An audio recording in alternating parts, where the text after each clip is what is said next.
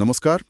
आज हम एक काफ़ी ताज़ा और कह सकते हैं गंभीर घटना पर बात करने वाले हैं। नाम है ऑपरेशन मिडनाइट हैमर। जी, ये नाम दिया गया है हाल ही में ईरान के जो परमाणु ठिकाने हैं, उन पर हुए अमेरिकी हवाई हमलों को। हाँ, और हमारे पास इस पर काफ़ी जानकारी है, अलग-अलग स्रोतों से अलग-अलग नज़रिए भी हैं इसमें। बिल्कुल, और हमारा आज का मकसद यही है कि इस सारी जानकारी को हम खोलकर देखें, समझें कि असल में हुआ क्या था। और फिर उस पर प्रतिक्रियाएं क्या रहीं, दुनिया भर में और खुद अमेरिका में भी। हाँ, और जाहिर है सबसे ज़रूरी सवाल कि आगे क्या हो सकता है, इसके क्या मायने हैं। तो चलिए कोशिश करते हैं इसे परत दर परत समझने की। तो सबसे पहले बुनियादी बात, ये ऑपरेशन, ये मिडनाइट हैमर, ये हुआ कब और कैसे, थोड़ा इसके बारे में बताइए। देखिए, ये घटना है 22 जून 2025 की।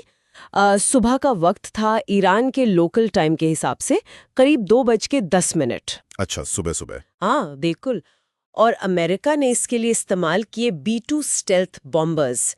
ये वो जहाज हैं जो रडार की पकड़ में आसानी से नहीं आते। Stealth technique. जी, और साथ ही पनडुब्बियों से टॉमाहॉक मिसाइलें भी दागी गईं। निशाना थे ईरान के 3 बहुत अहम परमाणु ठिकाने, फोर्डो, नतांज और इस्फहान। फोर्डो, नतांज, इस्फहान, ये नाम तो सुने हैं। और अमेरिका ने वजह क्या बताई, मतलब आधिकारिक तौर पर क्या कहा गया? अमेरिकी रक्षा मंत्रालय यानी पेंटागन, उनका बयान आया कि ये एक सोची समझी और सटीक कार्रवाई थी। मकसद बताया गया ईरान का जो यूरेनियम संवर्धन का ढांचा है, उसको कमजोर करना। यूरेनियम संवर्धन, यानी वो प्रक्रिया जिससे परमाणु ईंधन या हथियार बनाने का मटेरियल बनता है। बिल्कुल वही। और एक और बात जो इसमें अहम है, वो ये कि इस पूरे ऑपरेशन में इजरायली इंटेलिजेंस और मिलिट्री प्लानिंग के साथ समन्वय था। ये बात तो वाकई अहम है, क्योंकि अगर ऐसा है तो ये पहली बार हुआ कि अमेरिका ने ईरान और इजराइल के बीच जो तनाव चल रहा है, हाँ, उसमें सीधे तौर पर सैन्य हस्तक्षेप किया है। इससे पहले तो वो बचते रहे हैं। सही कहा। अब तक अमेरिका सीधे टकराव से बचता रहा था, और शायद इसीलिए इस बार प्रतिक्रियाएं भी उतनी ही तेज रहीं। अमेरिका में क्या माहौल था इस पर? अमेरिका में देखिए, राष्ट्रपति ट्रंप का बयान आया। उन्होंने इसे बहुत सफल हमला कहा और एक तरह से ईरान को चेतावनी भी दी कि या तो शांति का रास्ता अपनाओ, वरना इससे भी कई ज्यादा बड़े हमले झेलने पड़ सकते हैं। अच्छा, ये तो सीधी धमकी हुई। हाँ, हालांकि जो दूसरे अधिकारी थे, उन्होंने शुरू में कहा कि सरकार बदलने का कोई इरादा नहीं है, लेकिन बाद में ट्रंप के कुछ बयानों से लगा कि शायद वो विकल्प भी खुला हो। पेंटागन ने यह भी कहा कि फिलहाल और कोई मिलिट्री एक्शन नहीं होगा जब तक कि ईरान कोई जवाबी कार्रवाई न करे। ये बड़ा दिलचस्प है। एक तरफ सफलता का दावा, दूसरी तरफ आगे की कार्रवाई ईरान के रिएक्शन पर निर्भर। खैर, ईरान ने क्या कहा? उन्होंने कैसे रिएक्ट किया? ईरान ने तो कहा कि कोई खास नुकसान हुआ ही नहीं। उन्होंने इस बात को बिल्कुल नकार दिया। अच्छा। हाँ, उनका कहना था कि फोर्डो में तो सिर्फ 2 सुरंगों को थोड़ा नुकसान हुआ है और वहां से यूरेनियम तो पहले ही हटा लिया गया था।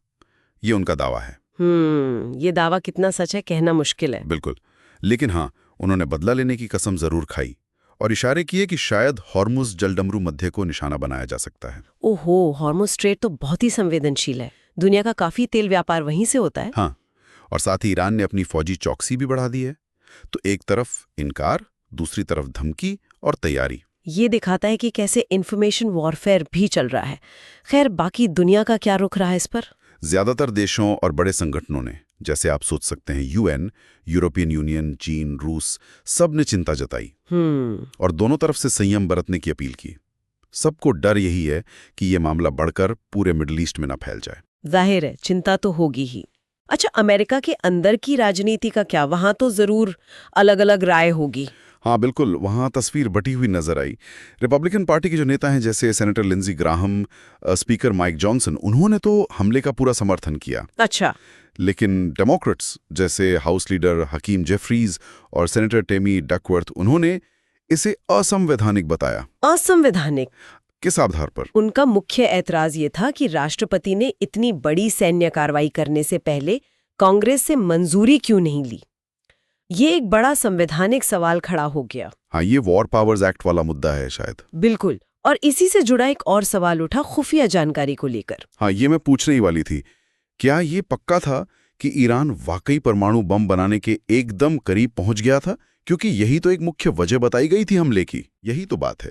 कुछ रिपोर्ट्स ऐसी भी आईं कि ईरान अभी हथियार बनाने से शायद सालों दूर था। तो ये सवाल उठा कि क्या इंटेलिजेंस एकदम सटीक थी या उसे कुछ बड़ा चढ़ाकर पेश किया गया था। इस पर काफी बहस हुई।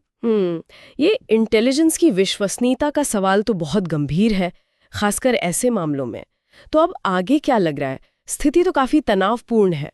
फौजी तौर पर देखें तो हाँ, तनाव तो है। ईरान ने अपने परमाणु ठिकानों के आसपास एयर डिफेंस सिस्टम और मजबूत कर दिए हैं। अमेरिकी सेनाएं भी अलर्ट पर हैं। और डिप्लोमेसी, क्या बातचीत की कोई गुंजाइश बची है? देखिए, सीधे तौर पर तो मुश्किल लगता है, लेकिन शायद पर्दे के पीछे अप्रत्यक्ष रूप से कुछ बातचीत के रास्ते खुले हों। पूरी तरह से इनकार नहीं किया जा सकता। और अमेरिका के अंदर वो जो कांग्रेस वाली बहस चल रही थी, वॉर पावर्स एक्ट वाली, हाँ, वो बहस तो तेज हो गई है। ये सवाल कि युद्ध छिड़ने का अधिकार आखिर किसका है, राष्ट्रपति का या कांग्रेस का?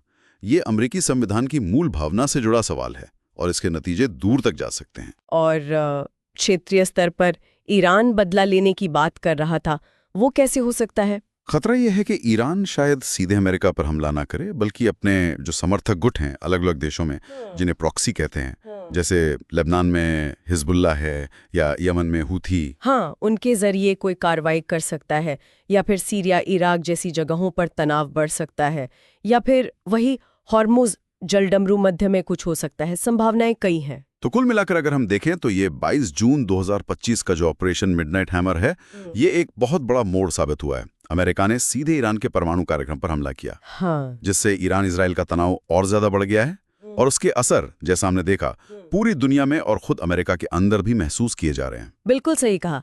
अमेरिका भले ही कह रहा है कि ऑपरेशन सफल रहा, लेकिन असल में नुकसान कितना हुआ और इसके असली नतीजे क्या निकलेंगे, ये अभी पूरी तरह साफ नहीं है।